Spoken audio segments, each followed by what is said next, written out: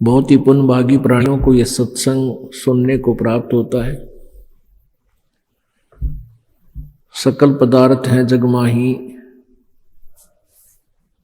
कर्महीन नर पावत नाही। सभी इस संसार के अंदर परमात्मा समय समय पर प्रकट रहते हैं या अपने कोई संत विशेष को अपनी शक्ति पावर दे करके इस धरातल पर भेजते रहते हैं, ताकि संत की प्रेजेंस इस पृथ्वी पर रहेगी तो जनता कुछ हाहाकार से बचेगी। संत ना होते पृथ्वी पर तो जल मरता संसार। पुण्यात्मा मात पिता मिल जाएंगे लख 84 माँ, और सतगुरु सेवा और ये भक्ति भाई फिर मिलन की ना। जिस भी प्राणी के शरीर में, आप जिस भी पशु पक्षी के शरीर में जन्म प्राप्त करोगे, जो भक्तिहीन प्राणी है वो, तो वहां माता पिता भी होंगे, उनमें ममता भी ज्यों की त्यों होगी। जैसे कुत्ते बने तो कुतिया माता पिता हमें मिल जाएंगे, गधे बने तो वहां माता पिता होंगे, और ऐसी ही ममता होगी, ऐसा ही प्रेम एक दूसरे में होगा। तो पुण्यात्माओं परमात्मा यही बताना चाहते हैं कबीर देव जी कि तुम संसारिक क्रियाओं को इतना महत्व देते हो कि सत्संग में भी नहीं पहुंच पाते हो। तो परमात्मा यही बताते हैं कि ये माता पिता, ये परिवार प्रत्येक प्राणी के शरीर में आपको उपलब्ध हो जाएगा, लेकिन सत्संग नहीं मिलेगा, सतगुरु नहीं मिलेंगे उन अन्य प्राणियों के शरीरों में। तो मानव शरीर के अंदर जो प्राणी भक्ति नहीं करता है वो अपने जीवन को व्यर्थ कर रहा है। परमेश्वर की वाणी में है कि मानुष जन्म पाए कहे, जो नहीं रटे हरि नाम, जैसे कुआं जल बिना बनवाया क्या काम।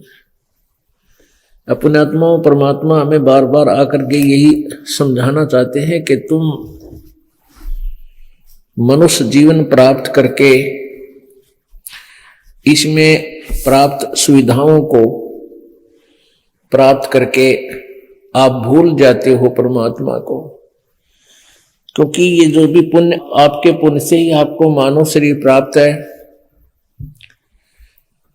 और आप ही की मलाई है पिछले जन्म की, पुण्य संस्कार हैं, उनको आप बर्बाद कर रहे हो। बहुत ही पुण्यकर्मी प्राणी को परमात्मा मानव शरीर देता है, उससे भी पुण्यकर्मी प्राणी मानव शरीर पाकर भी जो अत्यधिक पुण्यकर्मी प्राणी है उसको सत्संग मिलता है।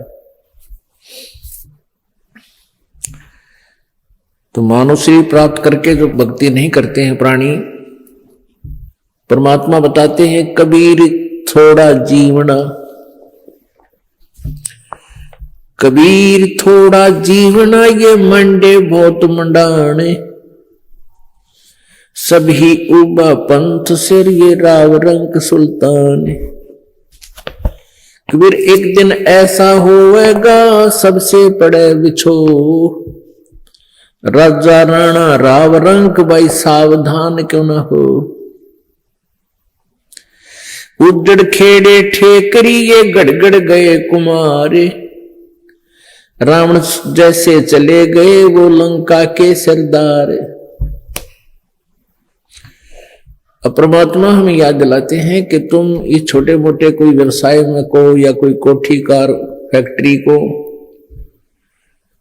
प्राप्त करके परमात्मा से दूर हो जाते हो। उसके लिए बताते हैं कि कबीर जीना थोड़ा, बहुत ही कम समय है ये, और आपके जो इरादे हैं वो बहुत लंबे चौड़े, आपकी कल्पनाएं बहुत लंबी चौड़ी, ये कर दूंगा वो कर दूंगा, और एक पल का भरोसा नहीं कब यहां से शरीर छूट जाए, जीव चला जाए।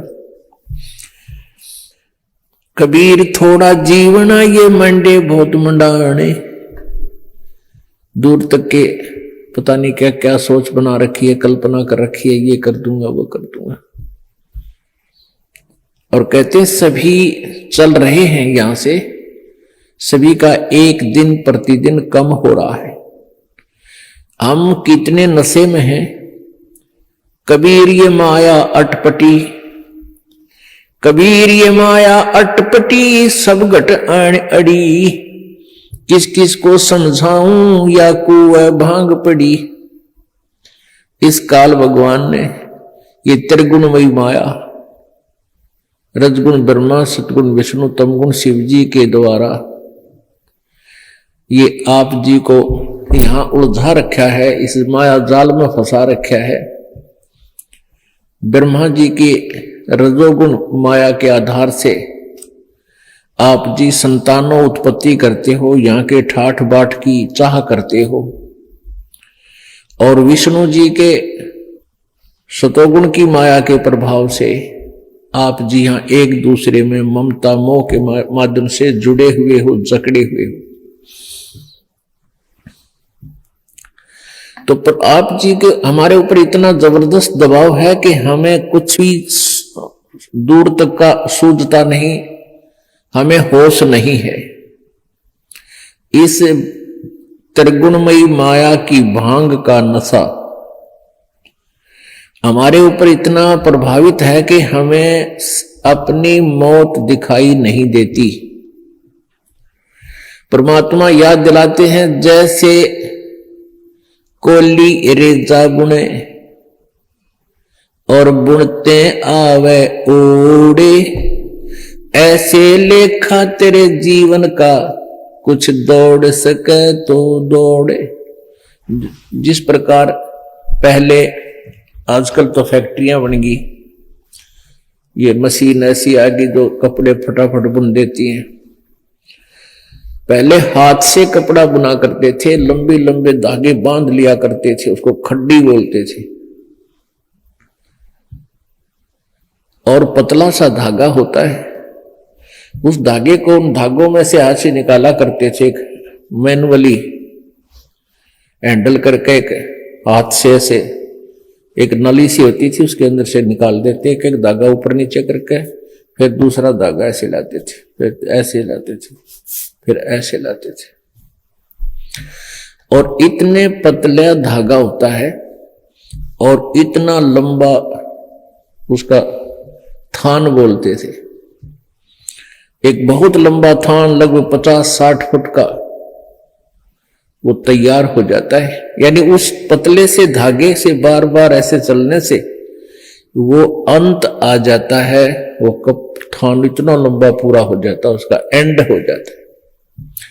इसी प्रकार आप जी का जो जीवन है, ये प्रतिदिन एक धागा आपका इसमें प्रवेश हो रहा है, और एक दिन वो भी आएगा जिस दिन आपके जीवन का उत्थान कंप्लीट होगा। कहते हैं हम प्रतिदिन एक कदम अपने मौत रूपी अजगर की तरफ बढ़ रहे हैं, और वो हमें खाएगा और हमें डर नहीं।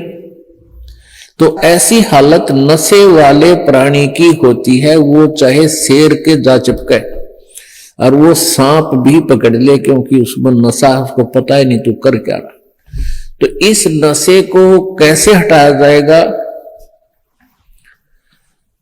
ये सत्संग रूपी एंटीबायोटिक कैप्सूल खा के, फिर इनसे आपका जो त्रिगुणमयी माया के द्वारा प्रभाव आपके ऊपर हुआ है वो खत्म हो जाएगा, वो नाम मात्र सा रह जाएगा, और धीरे धीरे आप अपने भविष्य की चिंता करने लगोगे।